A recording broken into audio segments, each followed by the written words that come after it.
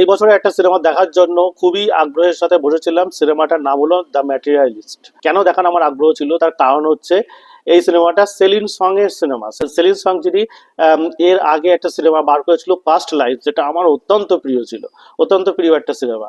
তো এখানেও মানে সেই লাভ এবং ইটারনাল লাভ এই ধরনের ঘটনা নিয়েই দেখানো হয়েছে। যদিও সিনেমার মধ্যে ঘটনা বলতে কিছুই নেই, আপনাকে অত্যন্ত ইমোশনালও করে দেবে না। এখানে তিনজন বড় বড় অভিনেত্রীরা রয়েছে। ডাকোটা জনসন, পেড্রো পাস্কাল এবং ক্রিস রজার্সের মতন অভিনেত্রীরা এখানে আছেন। তো এত বড় বড় অভিনেতা নিয়ে মোটমাট কথা সিনেমাটা একেবারে বোরিং থেকে বোরিং হয়ে গিয়েছে।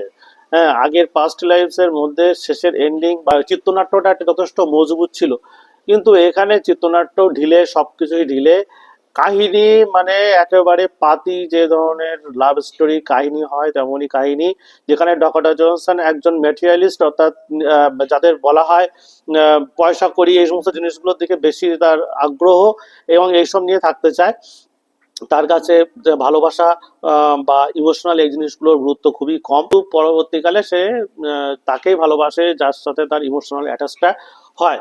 এই নিয়ে সিনেমা প্রথম দিকে যখন ফার্স্ট হাফটা দেখছিলাম খারাপ লাগছিল না, কেননা সিনেমার বিজিএম, সিনেমার ক্যামেরা এগুলো আপনাকে অত্যন্ত মুগ্ধতায় এনে দেবে। কিন্তু কাহিনীটা এতটাই বাজে যে মানে বলা যায় এই বছরের অন্যতম সেরা ডিজাস্টার বাজে সিনেমা যদি থাকে তাহলে দ্য ম্যাটেরিয়ালিস্টকে বলা যেতে পারে। তো সিনেমা নিয়ে এরকম আরো অনেক ধরনের খবরাখবর জানার জন্য অবশ্যই লাইক, সাবস্ক্রাইব এবং ফলো করতে ভুলবেন না। ধন্যবাদ।